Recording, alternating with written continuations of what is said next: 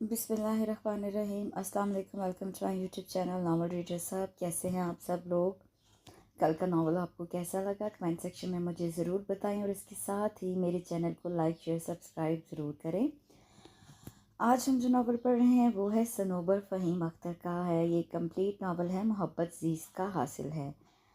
ये boss employ based है, contract marriage based है, लव आफ्टर मैरिज है। बहुत खूबसूरत, बहुत ही प्यारा ये नावल लिखा हुआ है। ये आया था आई थिंक रिदा में आया था ये ना, हाँ ये रिदा के शुमारे में आया था। तो चलिए स्टार्ट करते हैं। मोहब्बत जीज़ का हासिल है बाय सनोबर फ़हीम अख्तर।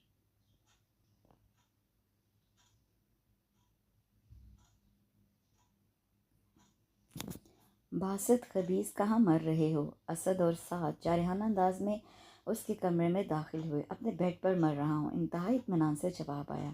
अच्छा खासा आयान भाई ने लंच पे ले जाने का प्रोग्राम बनाया था, पर इस नींद की पुड़िया की वजह से सब गारत हो गया। साद ने उसका कंबल खींचा। क्या है यार, सोने दो अभी, लंच का टाइम कहाँ हुआ है?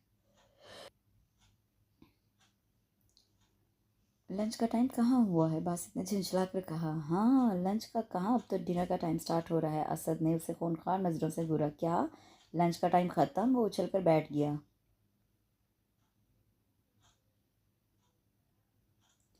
हाँ, और अयान भाई हमें उस खानसामा के रहमो करम पर छोड़ गए हैं, सिर्फ इस एक तेरी नहुसत की वजह से। साद ने उसे लताड़ा तो वो शर्मिंदा हो गया। सॉरी, मैं यहाँ पर अपना MP3 लेने आया था, सोचा अभी वक्त है तो थोड़ी देर लेट गया। संडे आता आता भी तो एक बार है, तुम लोग डिनर नहीं रख सकते थे क्या? उसने आखिर में उन दोनों को इल्ज़ाम दिया। वाह, सोने की मशीन खुद से गलती हुई और अब इल्ज़ाम हमें दे रहा है। छोटे होने का बहुत फ़ायदा उठाता है तू। असद ने घूरा। भाई तुम दोनों ने मुझे उठाया क्यों नहीं? वो फिर मिनमिनाया। वाह, मेरे भीगे बिल्ले खुद गेस्ट रूम में आकर मर रहा है और हमें कह रहा है कि हमने तुझे उठाया क्यों नहीं। उसने उसके दप लगाई। हाँ हमें तो जैसे इल्हाम हो जाएगा कि बासी सऊद अहमद कहाँ जलवा अफरोज़ है इस वक्त। साथ ने भी कहा। और किसके ख्वाबों में गुम है? असद ने टुकड़ा लगाया तो बासित ने घूरा। देखो बहुत हो गया, अब तुम दोनों पर्सनल्स पर आ रहे हो। अरे वाह, हम जो करें तो पर्सनल्स और जो तू करे वो हक। असद ने उसी के अंदाज में कहा। अच्छा ये बताओ हिटलर कहाँ है? उसने आयान के मुतालिक पूछा। वो तो गए अपनी पहली बीवी के साथ, साद ने कहा तो वह हंस दिया। क्यों, आज दूसरी बीवी क्या उनका इंतज़ार नहीं कर रही थी? बासित ने कहा।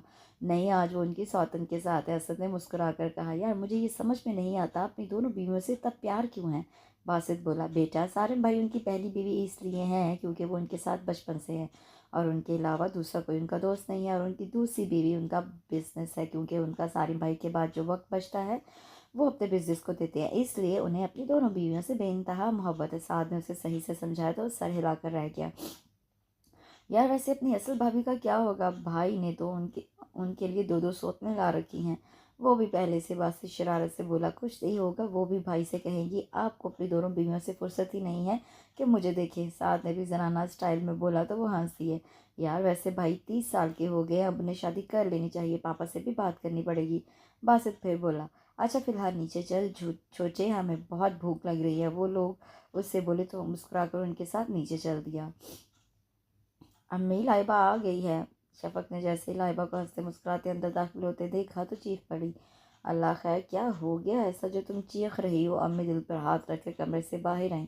अरे मेरी प्यारी अम्मी, कुछ नहीं हुआ मुझे, मैं तो एक खुशखबरी लाई हूँ। वह तजस्सुस पैदा करते हुए बोली। मुझे पता है तुम आज इतनी खुश क्यों हो, तुम्हें नौकरी मिल गई है ना? अम्मी मुस्कुरा कर बोली। अम्मी आपको कैसे पता चला?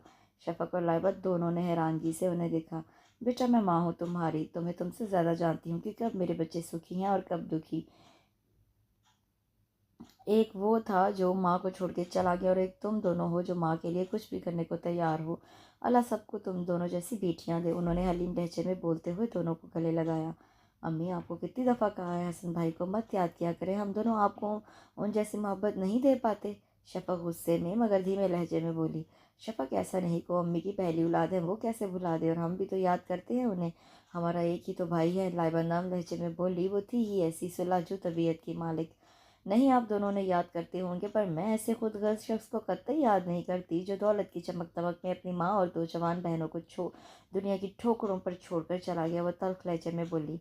अच्छा बेटा बस करो और देखो लाइबा भी आई है, भूख लगी होगी उसे, तुम खाना निकालो फिर हम मिलकर खाना खाते हैं। उन्होंने उसका गुस्सा ठंडा किया। अम्मी, इसका सारा गुस्सा तो हमीद भाई ठीक करेंगे। आप मुझे नौकरी मिल गई है ना, सबसे पहले आप उसे चलता करें ताकि आपकी सारी मोहब्बत सिर्फ मेरे लिए रहे। लाइबा ने माहौल को हल्का फुल्का किया तो सब हंस दिए। जी नहीं अम्मी, अम्मी की मोहब्बत हमेशा मेरे लिए भी ऐसी ही रहेगी, है ना अम्मी? उसने लाइबा को घूर कर अम्मी से तायीद चाही। हाँ, मेरी मोहब्बत मेरे तमाम बच्चों के लिए बराबर है, उन्होंने मोहब्बत से बात ख़त्म की। कमाल सिद्दीकी और फरह तारा के 3 बच्चे थे। सबसे बड़े हसन, फिर शफ़क़ और सबसे छोटी लाइबा।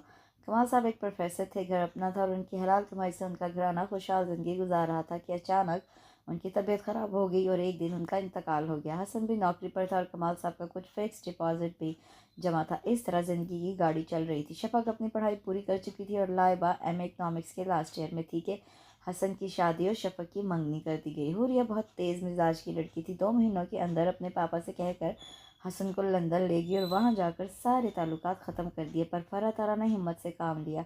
शफ़क़ ने स्कूल में जॉब कर ली और कमाल साहब की जमा पूंजी से घर चलने लगा। लाइबा का एमए कंप्लीट हुआ तो शफ़क़ के ससुराल वालों ने शादी का तकाजा किया और इस तरह उसको जॉब छोड़कर शादी की तैयारी करनी शुरू करनी पड़ी और लाइबा ने जॉब की तलाश शुरू कर दी। और ये उसकी खुशकिस्मती थी कि इससे पहले ही दिन सऊद इंटरप्राइजेज़ में कंप्यूटर डिपार्टमेंट में जॉब मिल गई। अच्छे माहौल को देखकर उससे जॉब के लिए हाँ कर दी।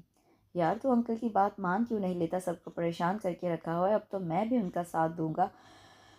तो क्यों सबको तकलीफ दे रहा है? सारिम गुस्से से बोला तो अयान उसके यूँ गुस्से होने पे मुस्कुराया। बोल लिया या और कुछ है? उसने इंतहाई इत्मीनान से पूछा। हाँ बोल लिया। उसके यूँ बोलने पर वो मुस्कुरा दिया। यार मैं उनकी बात नहीं मान सकता, तू जानता है पापा की एक ही बात है और मैं अपने तीनों भाइयों से बहुत मोहब्बत करता हूँ। मैं कोई ऐसा फित्ता घर नहीं लाना चाहता जिससे मेरे घर के पुरसकून दिल माहौल में इर्ताश पैदा हो। वो इंतहाई संजीदगी से बोला। यार ज़रूरी तो नहीं हर लड़की एक जैसी हो, तो किसी पर भरोसा करके तो देख। उससे फिर कोशिश की। नहीं सारिम, हर लड़की फसाद की जड़ होती है। मैंने देखा है शादी के बाद हर मर्द को अपने घर वालों से जुदा कर देती है। वो भी उसी के अंदाज में बोला। यार तो पूरे 30 साल का हो गया और अंकल की भी ख्वाहिश होगी अपनी बहू और पोतों की। तूने तो उनका ख्वाब ही तोड़ दिया। तुम तो शादी के नाम से ऐसे बदकते हो जैसे लाल कपड़े को देखकर बैल बदकता है। आखिर में वो पटरी से उतरा तो अयान हंस दिया। यार मैंने कहा ना मुझे शादी ही नहीं करनी। तो मुझे कोई हल दे सकता है इसका? तो देवर ना चलता फिरता नजर आ। उसके इस तरह बोलने पर उससे घूरा। मतलब अब तुम मुझे भी बहका रहे हो? ये ना भूलना मैं तुम्हारा दोस्त ही नहीं तुम्हारा लीगल एडवाइज़र भी हूँ। उससे कुछ टपट कर कहा। तो फिर मुझे मेरे मसले का हल बताओ। वो भी तुर्की ब तुर्की उससे बोला। यार सोचने का कुछ वक्त दो, मैं कोई हल सोचता हूँ ताकि अंकल भी खुश हो जाए और तुम्हें भी कोई परेशानी ना हो। वो पुरसोच अंदाज में बोला। जो भी करना हो जल्दी करो, मैं इस झंझट से छुटकारा चाहता हूँ जल्द अज जल्द। पापा मेरी शादी पर बहुत ज़ोर दे रहे हैं, तुम जल्द ही कोई बीच की राह निकालो। ठीक है मुझे वक्त दो। वो ये कहकर बाहर निकल गया। अयान अपने काम पर झुक गया। वो जानता था सारे मुझके लिए कोई अच्छा हल ढूंढ लेगा। यार वैसे एक बात है, एक जैसी शक्ल होने का बड़ा नुकसान है। जैसे ही आयान घर में दाखिल हुआ बासित उनकी तरफ लपका। भाई मुझे बचाएं, साथ भाई मुझे जान से मार देंगे। वो आयान को देखकर इंतहाई खौफजदगी से बोला। ये क्या हो रहा है? और साथ ये बासित क्या कह रहा है? वो अपनी हैरानगी छुपाते हुए संजीदगी से पूछने लगे। भाई झूठ बोल रहा है, ये कह रहा है कि मैं गिरा पड़ा हूँ। वो जल्दी से बोलता आखिर में झुंझला गया। बासित ये साथ क्या कह रहा है? अब बासित की शामिल आई तो उसने असद को मदद तलब नज़रों से देखा। भाई बासित बिल्कुल ठीक कह रहा है, इसने मेरा बैलेंस चुराया और ये हमेशा ऐसा करता है और लड़कियों को बेवकूफ़ बनाता है। असद ने भी जी भर की आग लगाई और साथ उसे घूर कर रह गया क्योंकि वो जानता था कि आया लड़कियों के नाम पर भी गुस्सा हो जाता है। वो भाई मैं तो वो मिनमिनाया पर कुछ बोल ही नहीं पाया। हाँ भाई, जब मैंने इसे एहसास दिलाना चाहा तो उल्टा मुझे ही मारने के लिए आगे। बासित तभी मस्कीन सी सूरत बनाकर झूठ बोला तो साथ उसके इतने साफ झूठ पर उसे बोलने पर उसे देख कर रह गया। झूठ बासित साफ झूठ बोल रहा है। वो छट से बोला। बस अब तुम लोगों की बस अब मैं तुम लोगों की कुछ नहीं सुनूंगा। साथ अपनी हरकतों से बाज आ जाओ, इस वीक पे पापा आ रहे हैं, फिर तुम लोगों की क्लास वही लेंगे। भाई सच पापा आ रहे हैं? बासित खुशी से चीख पड़ा। हाँ और साथ असद अब तुम दोनों भी तैयार हो जाओ, पढ़ाई पूरी हुए 6 महीने हो गए हैं, अब ऑफिस ज्वाइन करने की तैयारी कर लो। पापा आते ही तुम दोनों को ऑफिस भेजना स्टार्ट करेंगे। बहुत छुट्टियां एंजॉय कर ली। वो उन दोनों को हिदायत देता निकल गया। यार इतनी जल्दी क्या है? अभी तो पढ़ाई से जान छुट्टी है कि पापा बिजनेस से रिश्ता पक्का करने की सोच रहे हैं। साथ बुरी सी शक्ल बना कर बोला। नहीं यार, सारा बर्डन भाई और पापा पर है, अब हमें भी कुछ करना चाहिए। सर संजीदगी से बोला। वैसे तुम दोनों ने देखा आज हिटलर का मूड कुछ ऑफ था। बासित ने भी हिस्सा लिया। उनका मूड तो हम तीनों को देख के ऐसे ही ख़राब हो जाता जैसे मीठे बादाम खाते खाते कड़वा बादाम मुंह में आ जाए। हम लोगों की हरकतें ही ऐसी हैं। असद बोला तो वो दोनों भी अपनी अपनी हरकतें याद करके शर्मिंदा हो गए।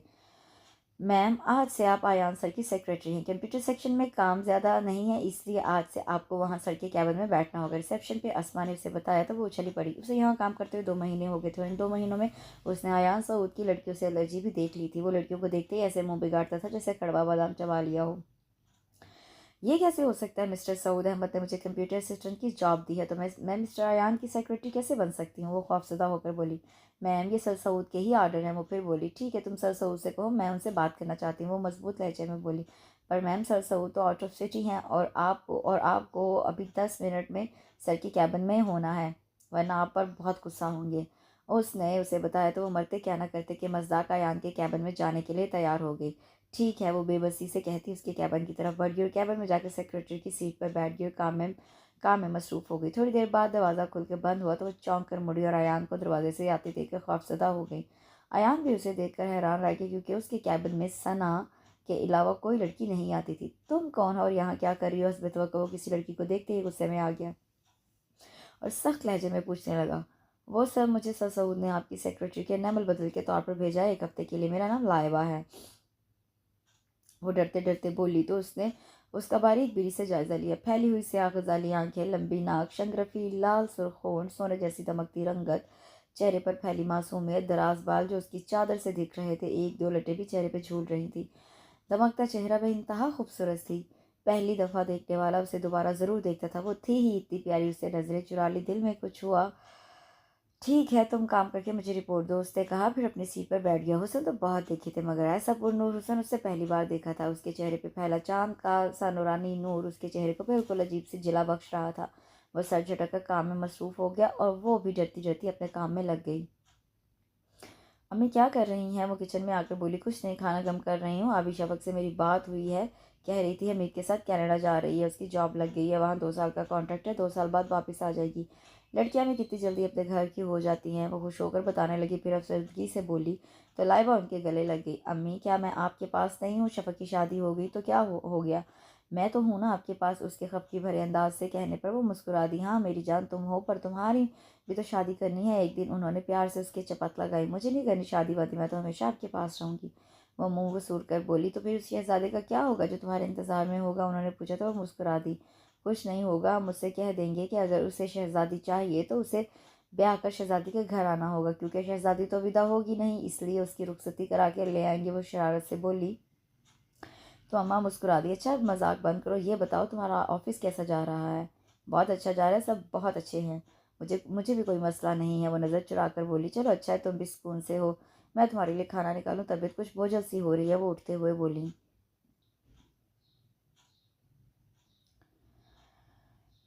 अरे आप बैठे, मैं खाना खुद निकाल लूँगी। आजकल वो अम्मा की वजह से बहुत परेशान थी। उनकी गिरती हुई सेहत उसे परेशान कर रही थी। मैं आई कम इन सर? वो आज कुछ लेट हो गई थी। वो अयान के गुस्से से वाकिफ़ थी, इसलिए डर रही थी। यस कम इन, वो भारी दिलनशीन आवाज़ में बोला तो वो अंदर दाखिल हुई। सॉरी सर, मैं आइंदा लेट नहीं होंगी। एक्चुअली अम्मी की तबीयत ठीक नहीं थी और घर में भी सिर्फ मैं ही थी और ट्रैफिक का रश भी बहुत था, इसलिए लेट हो गई। वो बेतकान बोली जा रही थी कि अयान जैसे संजीदा और लड़कियों से एलर्जिक बंदे के चेहरे पर भी उन बातों को सुनकर मुस्कुराहट आ गई। वो खुद अब इस बेखुदी पर हैरान था। ओके मिस लाइबा, आप अपना काम स्टार्ट करें।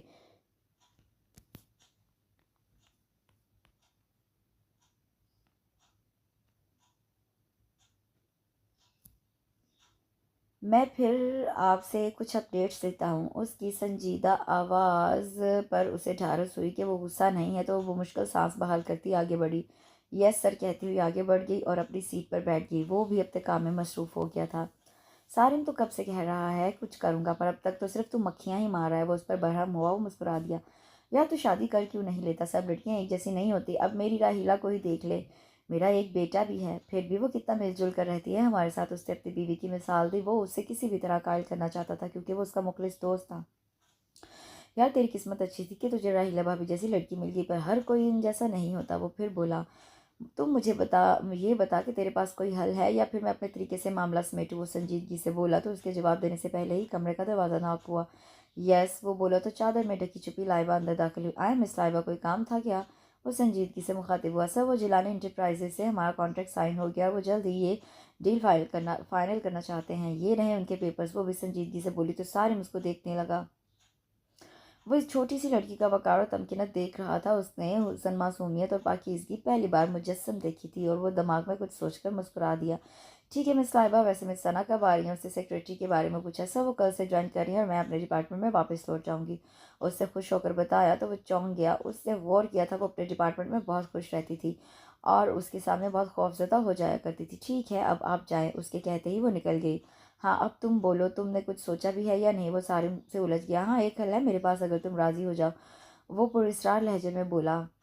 तो इतनी देर से मेरा दिमाग क्यों खा रहे थे, बका क्यों नहीं? वो तब कर बोला, तुम पेपर मैरिज कर लो, अंकल के सामने चले जाओ और 1 साल के बाद वो मैरिज कॉन्ट्रैक्ट ख़त्म कर देना और कह देना कि इस लड़की ने तलाक मांग ली है। उस तरीके से तुम्हारा मसला भी हल हो जाएगा और अंकल भी बाद में कुछ नहीं कहेंगे। वो कुछ सोच कर मुस्कुरा भी रहा था। यार वो तो ठीक है, मगर ऐसी भरोसामंद लड़की आएगी कहाँ से? लेकिन यार इस बात का भी डर है कहीं पापा को सच का पता ना चल जाए। वो मुतफिक्र हुआ। यार ऐसा कुछ नहीं होगा, मुझे और इस लड़की के अलावा ये बात किसे पता होगी? और वैसे एक लड़की है मेरी नज़र में, तुम कहो तो मैं तुमको उसका नाम बताऊँ? वो बुर्दबारी से बोला। कौन है वो? चौंक कर बोला, मिस लाइबा, जो अभी यहाँ से गई हैं। आजकल के मॉडर्न दौर में इस जैसी लड़की मिलना मुश्किल है। ये हमारे ये हमारे काम भी आ जाएंगी और तुम्हें ब्लैकमेल भी नहीं करेंगी। वो बोला, पर उसका दिल कह रहा था कि उसकी नौबत ही नहीं आएगी। उसने पहली बार अयान को किसी लड़की से इज्जत से मुखातिब होते देखा था, वरना हर लड़की से बात करते हुए उसके लहजे में नागवारी होती थी। ये उसके लिए एक रिस्क तो था, पर अपने दोस्त के लिए ये रिस्क लेना ही था। नहीं यार, वो बहुत शरीफ लड़की है और वो इस काम के लिए राज़ी भी नहीं होगी। वो संजीदगी से बोला, पर इतनी जल्दी किसी लड़की का मिलना भी बहुत मुश्किल है और अंकल का तुझे दिया हुआ अल्टीमेटम भी ख़त्म होने वाला है। चल, मैं तो चलता हूँ, बाद में मिलूंगा, अभी लेट हो रहा हूँ। वो वहाँ से चला गया। उसके लिए सोचो कि कई दरवाजे खोल लिया था। वो जानता था उसका फैसला क्या होगा। तो बरखुरदार, आपने क्या सोचा? सऊद अहमद कल ही आए थे और सुबह ही नाश्ते की टेबल पे आयान से बात शुरू कर दी। पापा, वो मैं जल्दी ही आपको जवाब दे दूंगा। वो पहले तो गड़बड़ा गया, फिर संभल कर बोला, भाई इसका मतलब है आपने लड़की पसंद कर ली है? बासित पुरजोश होकर बोला, अरे पागल, अगर कर ली होती तो अब तक वो हमारे साथ बैठी नाश्ता कर रही होती। पर लगता है भाई हमें टाल रहे हैं। साथ भी उसके साथ मिल गया तो आयान सटपटा गया। बेटा, कितना वक्त और लेंगे आप? जब हम इस दुनिया से चले जाएंगे तब जवाब देंगे क्या? पापा उन दोनों की बात नज़रअंदाज करते हुए उस पर बरहम हुए तो वो चारों हैरान रह गए। उनके पापा ने आज तक उनसे गुस्से से बात नहीं की थी, बल्कि उनको बिल्कुल माँ जैसा प्यार दिया था। पापा, आप कैसी बातें कर रहे हैं? आई एम सॉरी, मेरी वजह से आप हर्ट हुए, पर मैं आपको इस वीक ही उससे मिलवा दूंगा। वो जज्बाती होकर बोला तो वो भी पुरसुकून हो गए। इट्स ओके बेटा, मुझे भी इतना गुस्सा नहीं करना चाहिए था, पर अब मैं आपके फ़र्ज से सुबकदोश होना चाहता हूँ। अगर आपकी माँ आज जिंदा होती तो वो आपको इतना आज़ाद नहीं घूमने देती। वो शफीक लहजे में बोले तो वो चारों मुस्कुरा दिए। भाई, मुझे यकीन है हिटलर पापा को टाल रहे हैं। उनको कोई लड़की पसंद ही नहीं आ सकती। बासित असद से बोला तो उसकी आवाज़ इतनी थी कि डाइनिंग टेबल पर बैठे सब अफराद उसकी तरफ मतवज्जा हो गए। बासित सऊद साहब तनबी करके बोले तो वो सटपटा आ गया। आई एम सॉरी, वो शर्मिंदा हुआ। आयान, याद रखिएगा, 1 हफ़्ता मतलब 1 हफ़्ता, ओके? वो फिर बोले तो वो सोच में पड़ गया। सऊद अहमद और हाजरा खातून के 4 बेटे थे। आयान, फिर साद और असद जो जुड़वा थे, और सबसे छोटा बासित। बासित के पैदा होने के 8 साल बाद ही हाजरा खातून इस दुनिया से रुखसत हो गई थी और तब से अब तक सऊद साहब अपने बेटे को बहुत प्यार मोहब्बत से संभाल रहे थे। वो ऑफिस में था और मुसलसल अपने कैबिन में टहल रहा था। पिछले 1 हफ्ते से लाइबा का कुछ पता नहीं था और वो मुसलसल उसका इंतजार कर रहा था। उसने तंग आकर उसके घर कॉल करवाई तो उसे पता चला उसकी माँ को हार्ट अटैक हुआ है और वो उसी वजह से जॉब पर नहीं आ रही। वो उसकी माँ की आदत के लिए और उससे बात करने अस्पताल चल पड़ा। जब वो हॉस्पिटल पहुंचा तो कंप्यूटर डिपार्टमेंट का हमाद पहले ही वहाँ मौजूद था। वो उसको देखकर चौंक गया, फिर सर झटक कर आगे चल पड़ा। मिस लाइबा, अब कैसी हैं आपकी अम्मी? वो लाइबा के पास आकर बोला तो वो दोनों चौंक गए। सर, डॉक्टर कह रहे हैं कि अभी सीरियस कंडीशन है, जल्दी ठीक हो जाएंगी। वो संभल कर बताने लगी, पर उसकी सुर्ख आंखें, सूजे हुए पपूटे और सुर्ख नाक उसे बेचैन कर गई। दुपट्टा उसके चेहरे का हाला किए हुए था और वो पाकिज़गी का पैकर लग रही थी। आप अल्लाह से दुआ कीजिए, उसकी ज़ात किसी को खाली हाथ नहीं लौटाती। वो तसल्ली देते हुए बोला। थैंक यू सर, वो तो शक्कर हमें इस लहजे में बोली। अच्छा लगा, मैं चलता हूँ, कल आ जाऊँगा। अम्मी अकेली हैं, बाबा भी नहीं है, मैं कल तक गाँव से आ जाऊँगा। ये कहकर हमारा चला गया। मिस साहिबा, अगर आपको कोई माली सपोर्ट चाहिए तो प्लीज़ झिझकिएगा नहीं। वो पुरखलूस अंदाज में बोला। थैंक यू सर, बट मुझे इसकी अभी ज़रूरत नहीं। वो सहूलत से इनकार कर गई। उसके पापा का फिक्स डिपॉजिट उसके बहुत काम आ गया था। शफक भी यहाँ नहीं थी कि वो उसको बता सकती। उसको सबसे ज़्यादा फिक्र अम्मी की हो रही थी। मैम, आपकी मदर आपको बुला रही हैं। डॉक्टर ने उन्हें रूम में शिफ्ट करके उसे बताया तो वो जल्द ही रूम में पहुंच गई। पीछे अयान भी दाखिल हो गया। अम्मी, आप ठीक तो हैं ना? वो उन पर झुककर पूछने लगी तो वो मुस्कुरा दी उस तक हामी नज़रों से अयान को देखने लगी। अम्मी, ये मेरे ऑफिस के। वो बोल ही रही थी कि वो उसकी बात काट कर बोली, मैं जानती हूँ ये तुम्हारा वही दोस्त है ना जिसने तुमसे शादी की ख्वाहिश जाहिर की है। पर बेटा, मैं चाहती हूँ कि तुम्हारा निकाह आज ही हो जाए। मेरी ज़िंदगी का कुछ भरोसा नहीं, मेरी खातिर मान जाओ। मैं अपने जीते जी इस फर्ज से सुबकदोश होना चाहती हूँ। वो जज्बाती होकर बोली तो वह हैरान परेशान रह गई।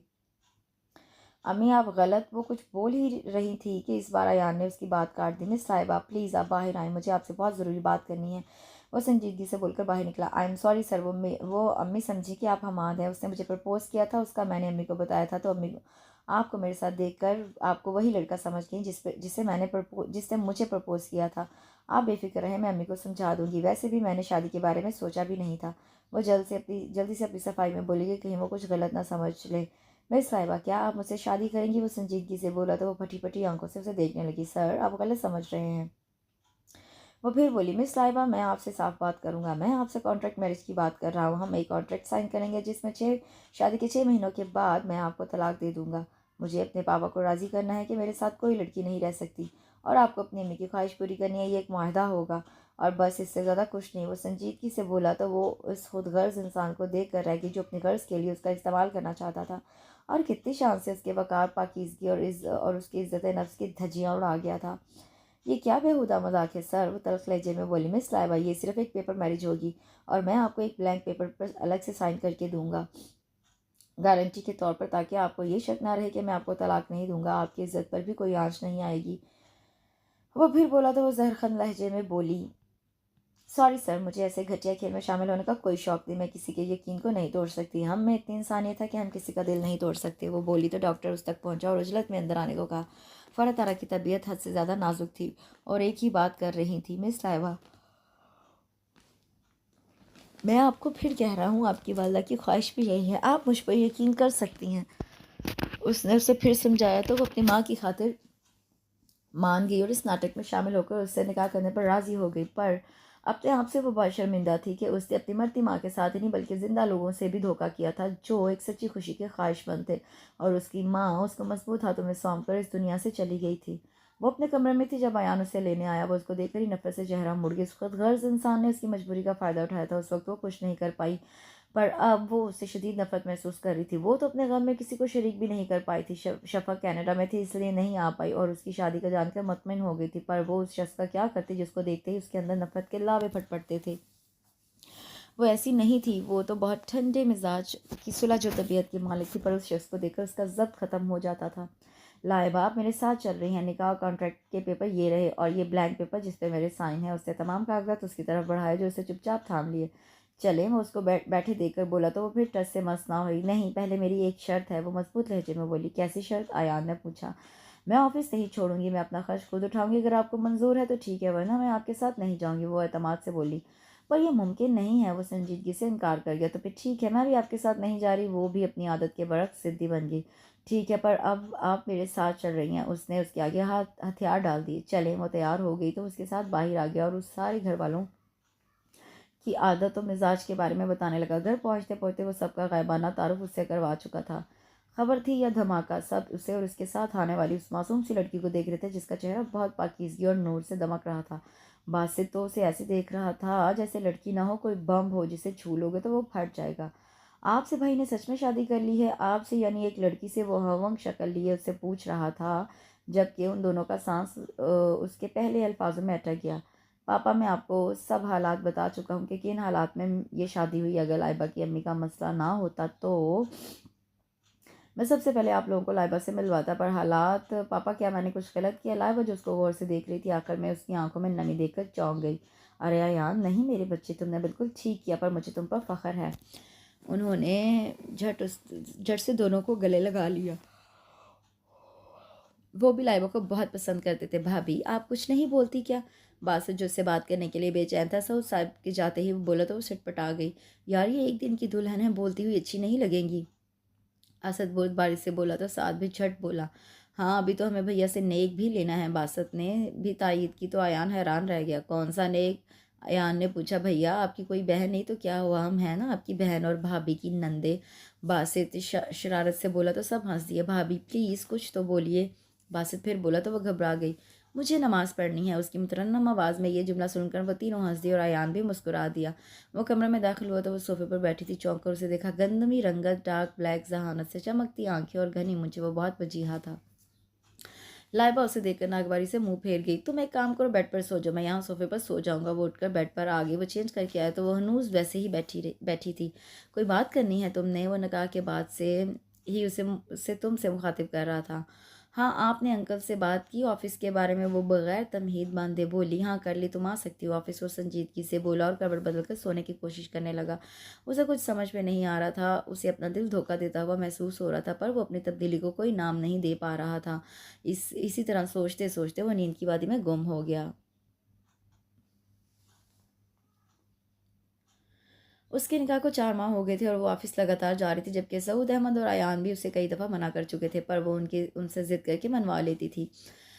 वो अपना मुकम्मल फ़र्ज़ निभा रही थी, इसलिए वो भी उसे कुछ नहीं कह रहे थे। उसके घर में आने से घर का नक्शा ही बदल गया था। इतने बड़े घर में नौकर तो बेशुमार थे, मगर तरतीब नाम की कोई चीज़ नहीं थी। उसके आने से घर में भी तरतीब आ गई थी और घर भी औरत के वजूद से आशना हो गया था। साद, असद और बासित तो उसके दीवाने थे और वो भी उनको बिल्कुल भाइयों की तरह चाहती थी, और वो लोग भी उसको बहन का दर्जा देते थे। और बासित तो उसके पीछे ही रहता था, उससे अपनी हर ज़िद मनवाता था, उससे हर बात शेयर करता था, बिल्कुल ऐसे जैसे वो उसके साथ बचपन से हो। वो भी उससे बहुत मोहब्बत करने लगी थी। और जब वो ये सोचती कि जब उनको सच्चाई का पता चलेगा तो क्या होगा, और वो उससे ज़्यादा सोच ही नहीं पाती थी। वो अयान से बात नहीं करती थी, पर उसके सारे काम अपने हाथ से करती थी। शुरू में उसने मना किया, पर उसकी झिटाई देकर खामोश हो गया। अयान जब भी उसे देखता तो उसे नमाज पढ़ती, कोई काम करती या अपने तीनों भाइयों के साथ दिखती। वो देखता था कि वो इन तीनों को कितनी मोहब्बत देती थी, वो भी उसे कितनी इज्जत देते थे। जैसे जैसे वक्त गुजर रहा था, उसे लाइबा पर गुस्सा आता था, जो उसे टाइम ही नहीं देती थी, और वो उसकी मोहब्बत में दीवाना हुआ जा रहा था। उसे अच्छी तरह से याद था कि जब उसने सारिम को अपने निकाह का बताया था तो उसने कहा था, वो लड़की बहुत प्यारी है, देखना तुझे इन 6 महीनों से पहले ही उससे मोहब्बत हो जाएगी। पर उसने बड़े गरूर से इनकार कर दिया था, और अल्लाह को उसका यही गरूर पसंद नहीं आया था, और वो उसकी मोहब्बत में पूर पूर डूब गया था। वो जाने के लिए तैयार हो रही थी। आज अयान के एक दोस्त ने उन्हें इनवाइट किया था। वो ब्लैक साड़ी में अपने आप को पार्टी की मुनासबत से सजा रही थी। वो हैरान थी अयान के रवैये पर। अगर इस रिश्ते को ख़त्म होना ही था तो फिर ये सब क्यों हो रहा था? उसे हर किसी से मिसेज़ अयान सऊद के नाम से क्यों तारीफ़ करवाया जा रहा था? उसकी अकल वाकई हैरान थी। हुस्न न मांग इस खुदा से नसीब मांग, ये दोस्त हुस्न वाले अक्सर नसीब वालों के ग़ुलाम हुआ करते हैं। इस शेर पर वो उछली पड़ी थी। वो समझ ही नहीं सकी थी, बस अपने पीछे उसका अक्स देख रही थी जो उसे इस्तेहकाक भरी नज़रों से देख रहा था। वो समझ नहीं पाई थी ये शेर था या तंज या फिर मजाक, पर वो परेशान ज़रूर हो गई थी उसकी निगाहों से। बहुत अच्छी लग रही हो ऐसे, उससे उसके पीछे खड़े होकर ऐसे पर ख़ास तौर पर ज़ोर दिया। वो समझ नहीं पाई थी कि क्या वो उसके और अपने जोड़ के बारे में कमेंट कर रहा था या फिर ये कोई कॉम्प्लीमेंट था उसके हुस्न के बारे में। वो समझने से कतई कासिर थी। चले, उसने सब तासुर ज़ाहिर करके चलने को कहा। वो पशेमान था, शर्मिंदा था, या गलती का एहसास था। उसे उसकी सोचों तक रसाई हासिल नहीं कर पाई थी, इसलिए वो खिला रही थी। वो ऑफिस जाने के लिए तैयार हो चुकी थी और अब डाइनिंग टेबल पर उसका इंतज़ार कर रही थी, जो अभी तक नहीं आया था। वो इंतज़ार करते करते थक गई तो ऊपर जाने के लिए खड़ी हो गई। भाभी कहाँ जा रही हैं? बासित को सबसे ज़्यादा उसका ख्याल रहता था। ऊपर तुम्हारे भैया को देखते हैं, बहुत टाइम हो रहा है, सब वेट करें। वो कहकर आगे बढ़ी। भैया को ही बुलाइएगा, खुद वहाँ मत रह जाइएगा। पता चला फिर हम में से कोई आए और कहे भाभी भैया को नीचे आना था, आपको ऊपर शिफ्ट नहीं होना था। बासित इशारे से बोला तो उसे घूर कर रह गई। उसे यहाँ आकर मालूम हुआ था कि मोहब्बत और खुलूस किसे कहते हैं। हाँ, आप अब तक ऊपर हैं? वो रूम में दाखिल होकर बोली तो रूम की हालत देखकर उसकी जुबान हैरत से गंग रह गई। ये आपने कमरे का क्या हाल बना दिया है? वो बराह रास्त उससे पूछने लगी। सोफे के ऊपर गुलदान था, बेड कवर उल्टा पड़ा था, अलमारी के कपड़े बाहर पड़े थे और सारा कमरा उलट पलट पड़ा था। ऐसा लग रहा था कि चंद लम्हों पहले यहाँ कुश्ती लड़ी गई हो। यार, मैं अपनी फ़ाइल ढूंढ रहा था, मिल ही नहीं रही थी। वो झिंझलाकर उससे उलझ गया। आपने खुद ही तो बैग में रखी थी रात को। वो झिल्ला कर बोली और फाइल उसके सामने की। अरे वाह, ये तो मिल गई, मगर मैंने खुद देखी थी, मुझे तो मिली ही नहीं। वो खुश होकर बोला तो वो फिर थोड़ा खिसिया भी गया। देखा होता तो ज़रूर मिलती, वो तंजिया लहजे में बोली। देखा था, नहीं मिली थी। वो शर्मिंदगी से बोला। मेरा मतलब है आंखों से। वो मुसलसल तंज कर रही थी। मैंने भी इन्हीं आंखों से देखा था, पर मुझे नहीं मिली थी। वो तब गया था उसके इस अंदाज पर। नीचे चले, सब इंतज़ार कर रहे हैं नाश्ते पर। वो भी कहकर नीचे चल दी तो वो सोच कर रह गया, जो लड़की उसकी एक गर्म आंख से डर जाया करती थी, अब उसको तंज और तमसखर के तीर मार रही है। वो उस वक्त ऑफिस में अयान के कैबिन में बैठी उसे फाइल डिस्कस कर रही थी जब इसारिम आ गया। आज यकीन हो गया, तू बहुत बेवफा है। भाभी के आते ही मुझे भूल गया। मैं नहीं आता तो तू मुझे याद भी नहीं करता। वो सख्त नाराज था। लाइबा भी मुस्कुरा दी। ऐसी बात नहीं है यार, मैं तुझसे मिलने ही आने वाला था। मैं खुद तुझे याद कर रहा था। बता, क्या मैं रह सकता हूँ तेरे बिना? वो खलूस और मोहब्बत से बोला। वो सच ही बोल रहा था। वो खुद को बहुत अकेला फील कर रहा था और सारिम का शिद्दत से इंतजार कर रहा था। हाँ, बस अपना ही काम होगा तुझे, वरना मैं कहाँ याद आऊँगा तुझे। वो सख्त नाराज़ लग रहा था। भाभी आप भी नहीं समझाती इसे? उसने लाइबा से शिकायत की। सॉरी, मैं इनके पर्सनल में दखल नहीं देती। वो ये कहकर बाहर की तरफ बढ़ गई तो अयान ने उसे हैरत से देखा। तूने अभी तक भाभी से सुलह नहीं की क्या? जांचती नज़रों से उसे देखने लगा। नहीं। वो सर झुका गया। क्या? हैरत के शदीद झटके से वो उछल ही पड़ा। हाँ यार, वो मौका ही नहीं देती, हर वक्त बस तंज ही करती रहती है। वो पस्त लहजे में बोला। तुमने काम ही ऐसे किए हैं। उसने भी ताना दिया। यार तू भी ऐसा कह रहा है? उसे तासुब से घेरा। मैं क्या, कोई भी कह सकता है कि तूने जो डिसेंट प्रपोजल भाभी के सामने रखा था, उसके बाद वो तुझे एक अच्छा इंसान तो समझेगी नहीं, और अब तो उनके यकीन को तस्दीक भी बख्श रहा है। उनकी बदगुमानी को दूर करने की कोई तदबीर करने की बजाय खामोश तमाशा देख रहा है। उसने ठीक ठाक उसकी क्लास ली तो वो सर झुका गया कि वो वाकई गलती पर था। वो मैं यार, उसने कुछ कहने का कसद किया, फिर बोल पड़ा। तू बस भाभी की बदगुमानी दूर करने की कोई नई राह ढूंढ आयान। अगर वो चली ही गई तो तू क्या करेगा? वो बोला तो वो भी खौफजदा हो गया। नहीं, मैं कुछ ना कुछ तो ज़रूर करूँगा। उसने भी अज़म से कहा। ज़रूर करना, पर पहले मुझे तो कुछ खिलाओ पिलाओ। क्या सूखे मुँह रुखसत करने के इरादे? उसने फिर ताना दिया। सॉरी यार, आजकल सब भूल जाता हूँ। उसे दुख भी हुआ अपनी गफलत पर। आजकल वो सब कुछ भूल भाल गया था। उसके हवासों पर तो सिर्फ लाइबा ही काबिज थी, जो वो उससे आगे कुछ सोच ही नहीं पा रहा था।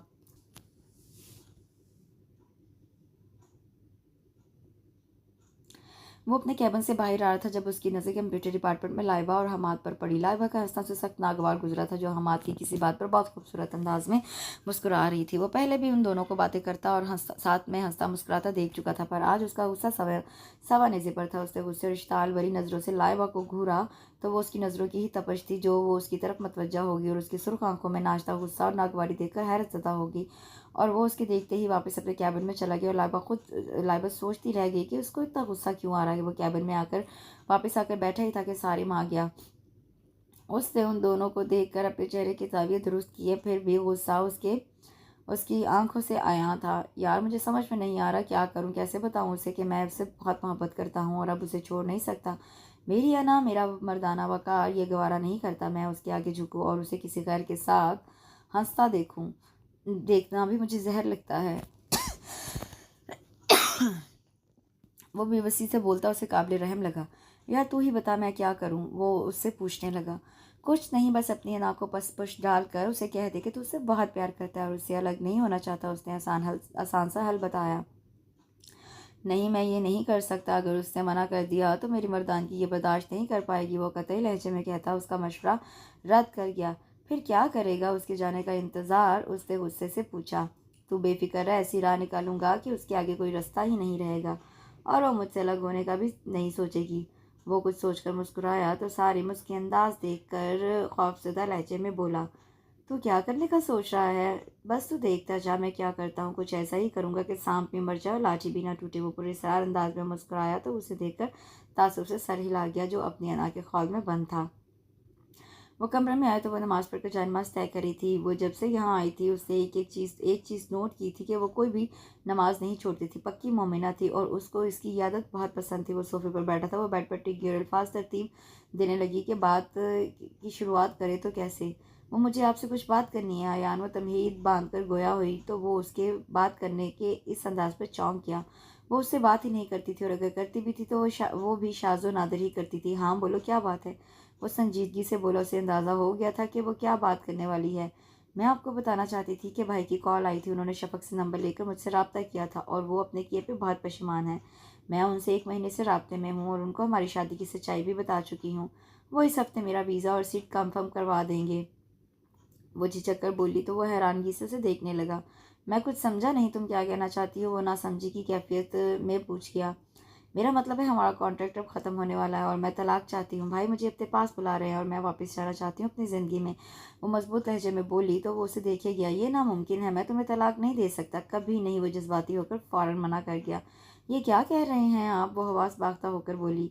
तो वो चलता हुआ उस तक आया और उसके साथ बेड पर टिक कर अपनी बात पर ज़ोर देकर बोला, नहीं दूँगा मतलब नहीं दूँगा। उसका इत्मीनान काबिल-ए-दीद था। वो बस देख कर रह गई। कैसे नहीं देंगे? आप अपनी बात से मुकर नहीं सकते। वैसे भी मैं अपनी ज़िंदगी खुदगर्ज़ और मतलब परस्त इंसान के साथ नहीं गुजार सकती। वो उसे देखकर उसकी तरफ देखकर हकारत से बोली तो वो उसकी आंखों में अपने लिए नफ़रत देखकर हैरान रह गया। देखो लाइबा, पापा असद, साद और बासित तुमसे बहुत प्यार करने लगी हैं, इसलिए उनकी खुशी के लिए मैं तुम्हें नहीं छोड़ूंगा। वो अपनी मोहब्बत छुपा कर बोला। आप ऐसा नहीं कर सकते। वो सुकून से इस्तेज़ाई अंदाज में बोली। उसके होंठों पर तंजिया मुस्कुराहट रक्सा थी। क्या कहना चाहती हो तुम? वो सख्त लहजे में उससे पूछने लगा। उसको उसका तज़हीक भरा अंदाज बिल्कुल पसंद नहीं आया। मतलब ये कि आप मुझे नहीं रोक सकते। उसने गहरा तंज किया। कैसे? उसने त्योरी चढ़ाकर पूछा। मतलब ये कि आपने खुद मुझे ये इख्तियार दिया था कि मैं आपको छोड़कर जब जाना चाहूँ जा सकती हूँ और आपने साइनशुदा गारंटी पेपर्स भी मेरे पास है। वो तंजिया बेलचक लहजे में बोली तो वो भौंचका रह गया। वो तो इन पेपर्स को भूल ही गया था। अब उसे जो भी करना था जल्दी करना था। वो उसकी मोहब्बत थी, उसकी इज्जत थी, उसकी रग रग में समा गई थी। वो इतनी आसानी से शिकस्त तस्लीम नहीं कर सकता था।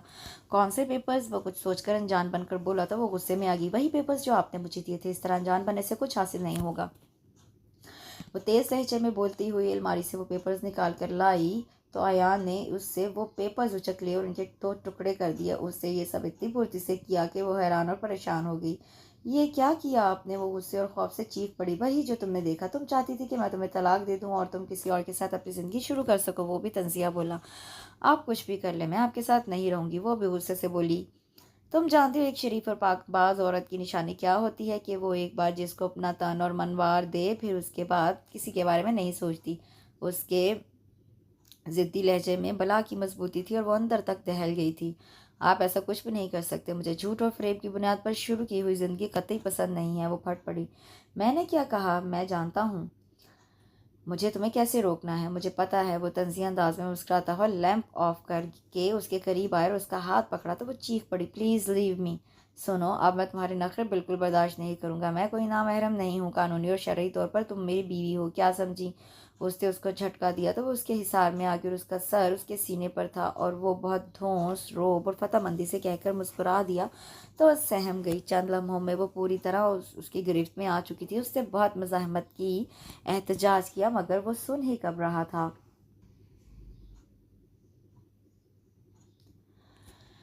वो एक कोने में दुबकी रो रही थी और उसे रोता देखकर वो नादिम हो रहा था, पर एक तरह का सुकून भी था कि वो अब उसे छोड़कर कहीं भी नहीं जाएगी।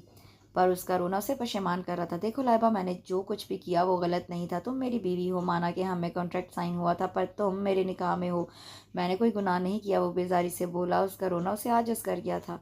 लेकिन मैं ऐसा कतई नहीं चाहती थी। आपने सही कहा था कि एक शरीफ औरत कभी भी अपना आप अपने शौहर को सौंपने के बाद कहीं नहीं जाती, पर मैं आपके साथ रहूंगी भी नहीं। आप देखें और वक्त का इंतज़ार करें। वो काटदार लहजे में कहती बाहर चली गई तो वो ठंडी सांस भर के रह गया।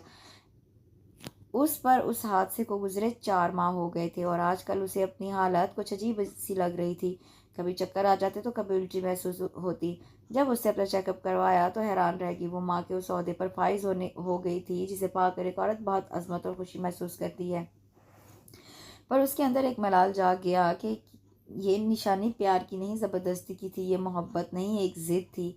और वो जो सबका ज़िम्मेदार था, सबसे अनजान था, और वो भी तो इस सितमगर से जाने अनजाने में मोहब्बत कर बैठी थी, पर दोनों की ही अना आड़े आ रही थी। वो कुछ सोचकर एक बहुत बड़ा फैसला कर गई थी।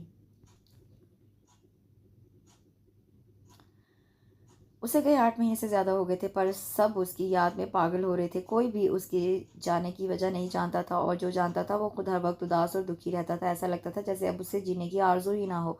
अयान ने उसका ख़त पढ़ा था जिसमें उसने साफ लिखा था कि एक औरत का गरूर उसकी असमत होती है और अगर वो ना रहे तो वो औरत जिंदा लाश बन जाती है। आप मेरे शौहर थे, अगर आप मुझसे मेरा सब कुछ मोहब्बत से और माफ़ी के 2 बोल कहकर मांगते तो मैं खुशी खुशी सब कुछ आपको दे देती, पर आपकी ज़िद, अना और गरूर ने मुझे इश्ताल दिला दिया था। पर उस रात का सलूक मैं भूल ही नहीं पाती हूँ। आपको पता है हम औरतों की ज़िंदगी भी बड़ी अजीब होती है, हम पल पल जीती हैं, पल पल मरती हैं, और जिनके लिए ये सब होता है उन्हें कोई फ़र्क नहीं पड़ता। मैं आपसे जुदाई उस वक्त ले रही हूँ अयान जब मुझे यकीन हो गया है कि मैं भी आपसे मोहब्बत करती हूँ, पर अब मैं आपके साथ नहीं रह सकती, मुझे माफ़ कर दीजिएगा आपकी लाइबा। वो उसका ख़त पढ़कर अंगश्त बदंदा रह गया। वो तो समझ रहा था कि लाइबा उससे हमेशा नफरत करेगी और वो अपने सच्चे जज्बों की तौहीन बर्दाश्त नहीं कर सकता था, पर वो उसे हर जगह गलत साबित कर गई थी। उसके जाने के बाद घर में सन्नाटे फैल गए थे।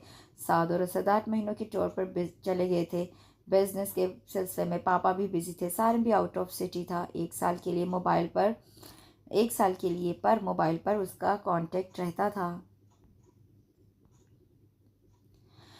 बासित तो उससे बात ही नहीं करता था, अजीब सर्द सा अंदाज हो गया था उसका। सुबह यूनिवर्सिटी जाता और रात को 9 बजे तक वापस आता।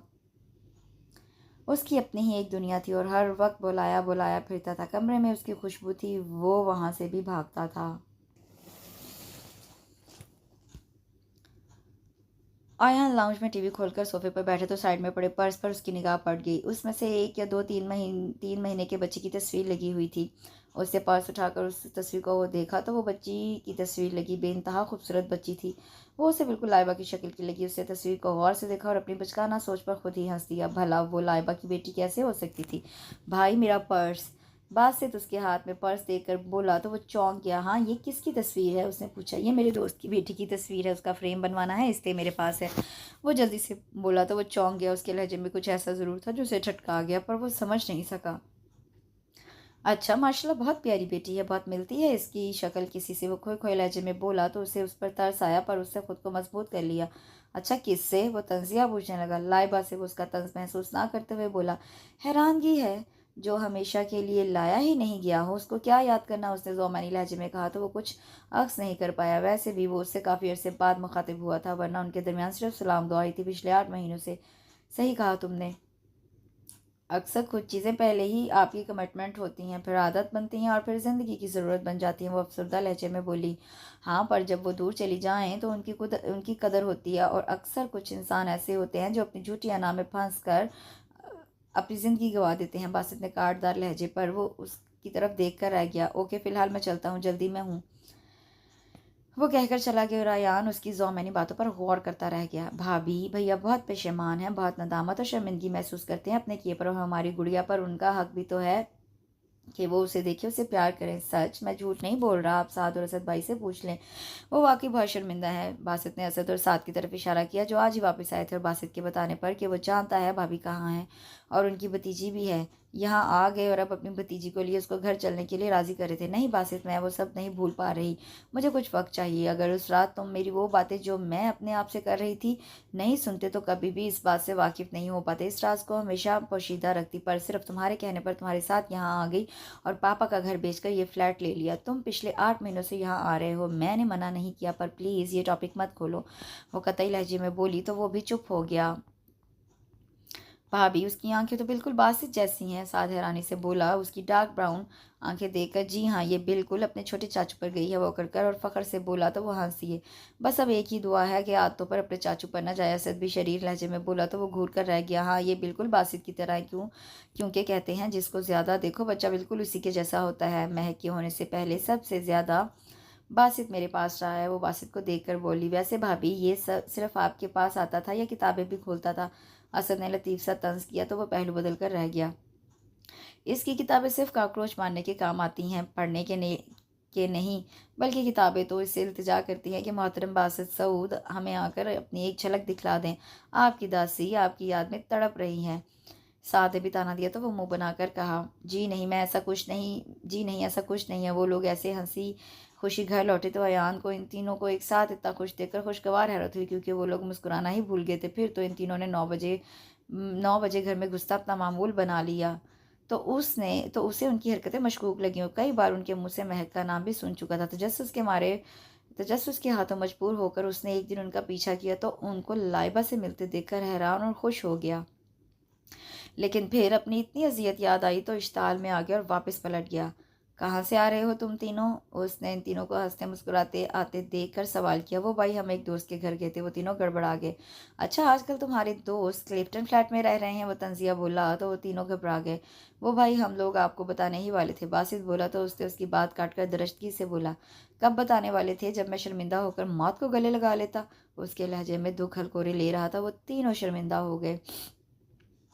भाई हम माफ़ी चाहते हैं पर आपने भाभी के साथ अच्छा नहीं किया था, बासित हिम्मत करके बोला तो वो तंजिया बोला, और वो जो तुम लोगों ने 8 महीने से किया मैं मानता हूँ मैंने गलत किया, पर निकाह के बाद मैंने जो कुछ भी सोचा सब उल्टा होता चला गया। मैं उसको बुरा साबित करके इस रिश्ते से छुटकारा चाहता था, लेकिन खुद ब खुद इस रिश्ते को मजबूत करता चला गया। आखिर में उसके लहजे में एक तपिश थी। हम आपसे माफ़ी चाहते हैं भाई, हमने गलत किया। बासित उसके गले लग गया और उसकी आंखों में आई नमी साफ की। कोई बात नहीं, गलती मेरी भी थी, पर तुम लोग रोज़ उसके पास जाते थे, फिर भी मुझे कभी नहीं बताया। वो अब वो खफगी दिखाने लगा। वो भाई अगर आपको बता देते तो सज़ा किसे देते?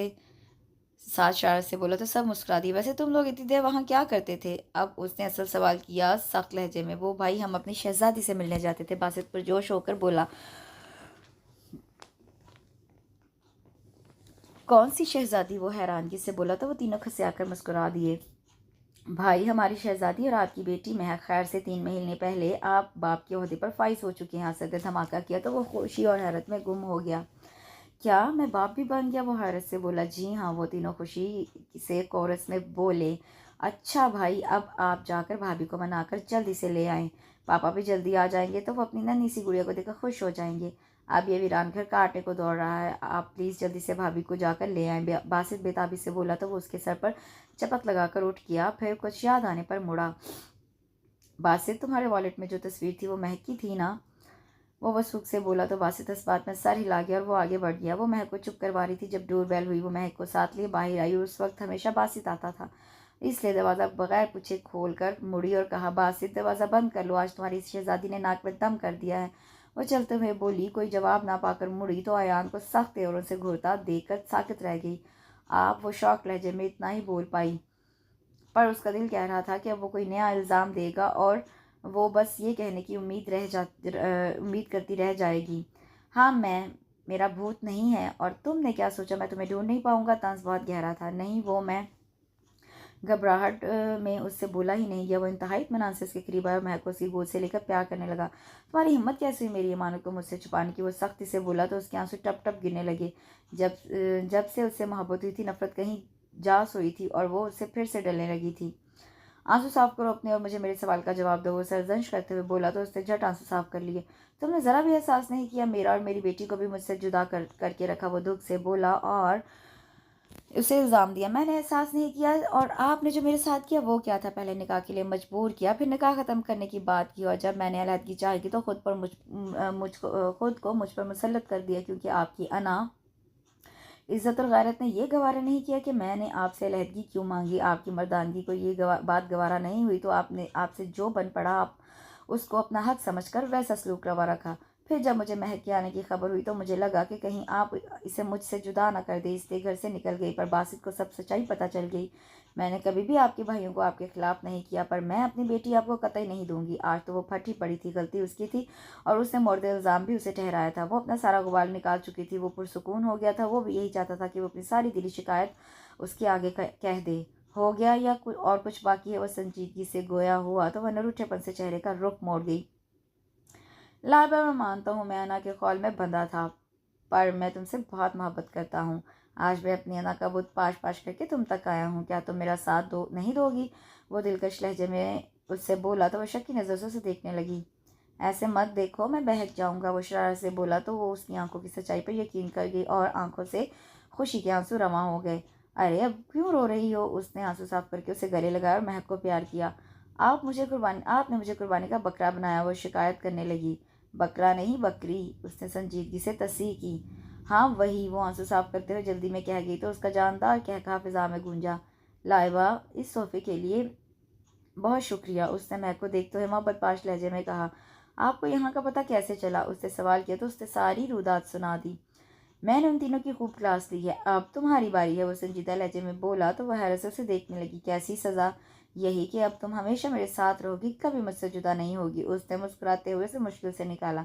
मंजूर है, वो खुशी से राजी हो गई। अच्छा, अब चलने की तैयारी करो, सब तुम्हारा और इस नन्ही गुड़िया का बेसब्री से इंतजार कर रहे हैं। वो उसे अलग करते हुए बोला तो वह मुस्कुराते हुए अंदर चली गई, क्योंकि उसे यकीन हो गया था कि अब ज़िंदगी बहुत सहल हो गई है, क्योंकि अब उनके बीच कोई मजबूरी नहीं बल्कि मोहब्बत थी। अब वो एक साथ मोहब्बत की राह पर गामजन थे। इसके साथ ही ये कंप्लीट शॉर्ट नॉवल अपने इख्तिताम को पहुंचता है। कमेंट सेक्शन में मुझे बताइएगा कि आपको ये कॉन्ट्रैक्ट मैरिज बेस्ड नॉवल कैसा लगा। कल तक के लिए इजाज़त दीजिए और इसके साथ ही मेरे चैनल को लाइक शेयर सब्सक्राइब ज़रूर करें। इंशाल्लाह कल मुलाकात होगी। अपना ख्याल रखिएगा। अल्लाह हाफ़िज़।